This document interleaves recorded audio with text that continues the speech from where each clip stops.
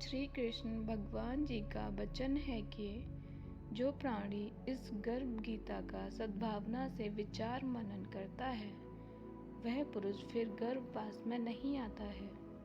अर्जुनोवाच, हे कृष्ण भगवान, यह प्राणी जो गर्भवास में आता है वह किस दोष के कारण आता है? हे प्रभु जी, जब वह जन्मता है तब इसको जरा आदि रोग लगते हैं, फिर मृत्यु होती है। हे स्वामी, वह कौन सा कार्य है जिसके करने से प्राणी जन्म मरण से रहित हो जाता है? श्री भगवानोवाच, हे अर्जुन, वह मनुष्य है जो सो अंधा व मूर्ख है, जो संसार के साथ प्रीति करता है। यह पदार्थ मैंने पाया है और वह मैं पाऊंगा, ऐसी चिंता इस प्राणी के मन में उतरती नहीं। 8 पहर माया को ही मांगता है। इन बातों को करके बार बार जन्मता है और मरता है। वह गर्व विषय दुख पाता रहता है। अर्जुनोवाच, हे श्री कृष्ण भगवान, यह मन मस्त हाथी की भांति है। तृष्णा इसकी शक्ति है। यह मन तो 5 इंद्रियों के बस में है, काम, क्रोध, लोभ, मोह और अहंकार। इन 5 में अहंकार बहुत बली है। सो कौन सा यत्न है जिससे मन बस में हो जाए? श्री भगवानोवाच, हे अर्जुन, यह मन निश्चय ही हाथी की भांति है। तृष्णा इसकी शक्ति है। मन 5 इंद्रियों के बस में है। अहंकार इनमें श्रेष्ठ है। हे अर्जुन, जैसे हाथी अंकुश के बस में होता है, वैसे ही मन रूपी हाथी को बस में करने के लिए ज्ञान रूपी अंकुश हे अहंकार करने से यह जीव नरक में पड़ता है। अर्जुनोवाच, हे भगवान, जो एक तुम्हारे नाम के लिए वन खंडों में फिरते हैं, एक बैरागी हुए हैं, एक धर्म करते हैं, इनको कैसे जाने? जो वैष्णव हैं वो कौन है? श्री भगवानोवाच, हे अर्जुन, वो एक हैं जो मेरे ही नाम के लिए वनों में फिरते हैं, वे सन्यासी कहलाते हैं। एक वो हैं जो सिर पे जटा बांधते हैं और अंग पर भस्म लगाते हैं। उनमें से मैं नहीं हूँ, क्योंकि उनमें अहंकार है। इनको मेरे दर्शन दुर्लभ है। अर्जुनोवाच, हे भगवान, यह कौन सा पाप है जिससे स्त्री की मृत्यु हो जाती है? वह कौन सा पाप है जिससे पुत्र मर जाता है? और नपुंसक कौन पाप से होता है? श्री भगवानोवाच, हे अर्जुन, जो किसी से कर्जा लेते हैं और देते नहीं, इस पाप से उनकी औरत मरती है। और जो किसी के अमानत रखी हुई वस्तु पचा लेते हैं, उससे पुत्र मर जाते हैं। जो किसी का कार्य किसी के गोचर आए पड़े और वह जवानी कहे कि मैं तेरे कार्य सबसे पहले कर दूंगा, पर समय आने पर कार्य ना करे, इस पाप से नपुंसक होता है। ये बड़ा पाप है। अर्जुनोवाच, हे भगवान, कौन पाप से मनुष्य सदैव रोगी रहता है? किस पाप से गधे का जन्म पाता है? स्त्री का जन्म तथा टट्टू का जन्म क्यों कर पाता है? और बिल्ली का जन्म किस पाप से होता है? श्री भगवानोवाच, हे अर्जुन, जो भी मनुष्य कन्यादान करते हैं और इस दान में मूल्य लेते हैं, वे दोषी हैं। वे मनुष्य सदा रोगी रहते हैं। जो विषय विकार के वास्ते मदिरापान करते हैं, वे टट्टू का जन्म पाते हैं। और जो झूठी गवाही भरते हैं, वे औरत का जन्म पाते हैं। जो औरत रसोई बना के पहले आप भोजन कर लेती है और पीछे परमेश्वर का अर्घ दान देती करती है, तो वह बिल्ली का जन्म पाती है। और जो मनुष्य अपनी झूठी वस्तु दान करते हैं, वे औरत का जन्म पाते हैं, वह गुलाम औरत होती है। अर्जुनोवाच, हे भगवान, कई मनुष्य आपने सुवर दिया है, सो उन्हें कौन सा पुण्य किया है? और कई मनुष्यों को आपने हाथी, घोड़े, रथ दिए, उन्होंने कौन सा पुण्य किया है? श्री भगवानोवाच, हे अर्जुन, जिन्होंने स्वर्ण दान किया है उनको घोड़े, वाहन मिलते हैं। जो परमेश्वर के नियमित कन्यादान करते हैं सो पुरुष का जन्म पाते हैं।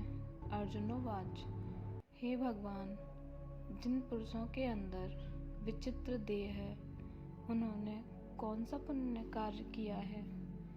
किसी किसी के घर संपत्ति है, कोई विद्वान है, उन्होंने कौन सा पुण्य कार्य किया है? श्री भगवानोवाच, हे अर्जुन, जिन्होंने अन्नदान किया है उनका सुंदर स्वरूप है। जिन्होंने विद्या दान किया है वह विद्यावान है। जिन्होंने संतों की सेवा की है वे पुत्रवान होते हैं। अर्जुनोवाच, हे भगवान, किसी को धन से प्रीति है, कोई स्त्री से प्रीति करते हैं, इसका क्या कारण है? समझाइए और कहिए। श्री भगवानोवाच, हे अर्जुन, धन और स्त्री सब नाश रूप है, मेरी भक्ति का नाश नहीं है। अर्जुनोवाच, हे भगवान, यह राजपाट किस धर्म के करने से मिलता है? विद्या कौन से धर्म करने से मिलती है? श्री अर्जुनोवाच, हे अर्जुन। श्री भगवानोवाच, हे अर्जुन, जो प्राणी काशी में निष्काम भक्ति से तप करते हुए देह त्यागते हैं वे राजा होते हैं, और जो गुरु की सेवा करते हैं वे विद्यावान होते हैं। अर्जुनोवाच, हे भगवान, किसी को धन अचानक बिना किसी परिश्रम से मिलता है, सो उन्हें कौन सा पुण्य कार्य किया है? हे भगवानोवाच, हे अर्जुन, जिन्होंने गुप्त दान किया है उनको धन अचानक मिलता है। जिसने परमेश्वर का कार्य और पराया कार्य सवारे हैं वे मनुष्य रोग से रहित होते हैं।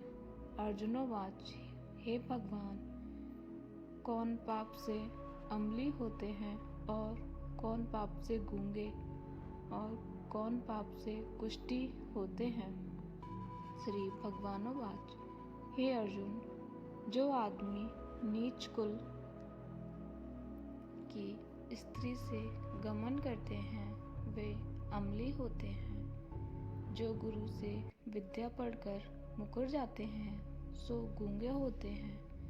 जिन्होंने गौ घात किया है वे कुष्ठी होते हैं। अर्जुनोवाच, हे भगवान, जिस किसी पुरुष की देह में रक्त का विकार होता है वह किस पाप से होता है?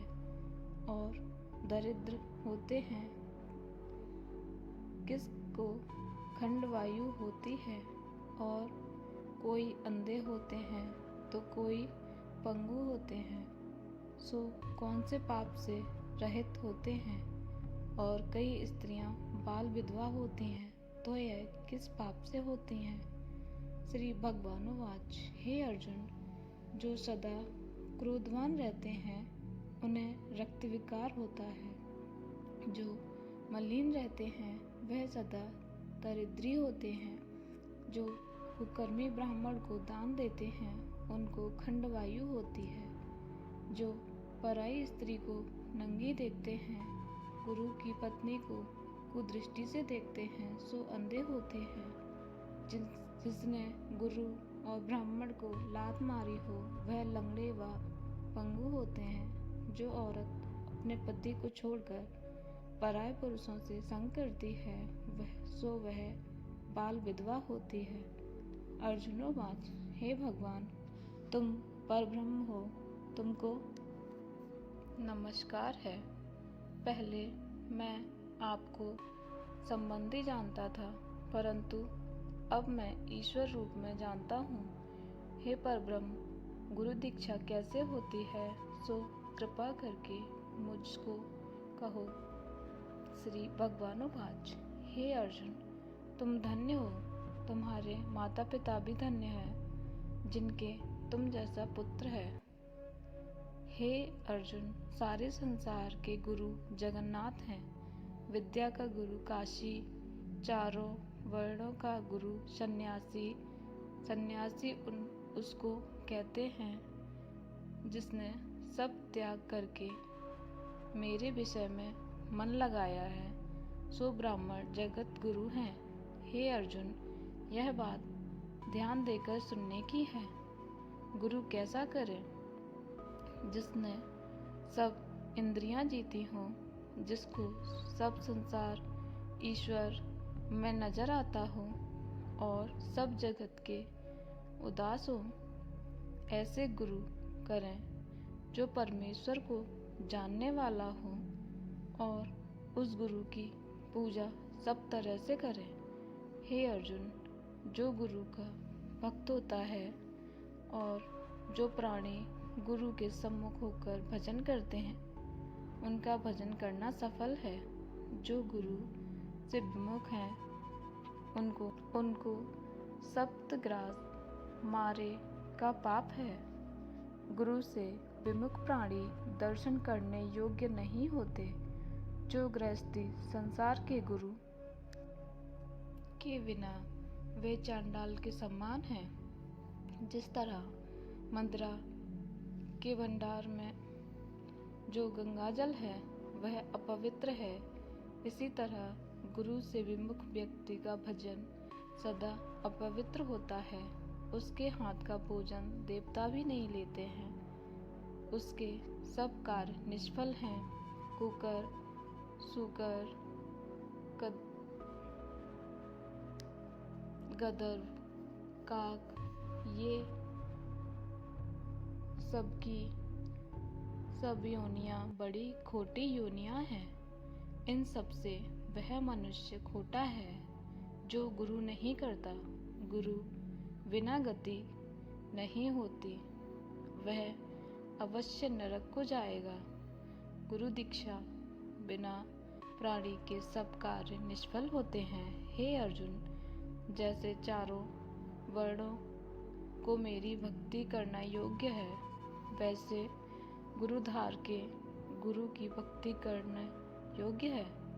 जैसे गंगा नदी में उत्तम है, सब व्रतों में एकादशी व्रत श्रेष्ठ है, वैसे ही अर्जुन शुभ कार्यों में गुरु सेवा उत्तम है।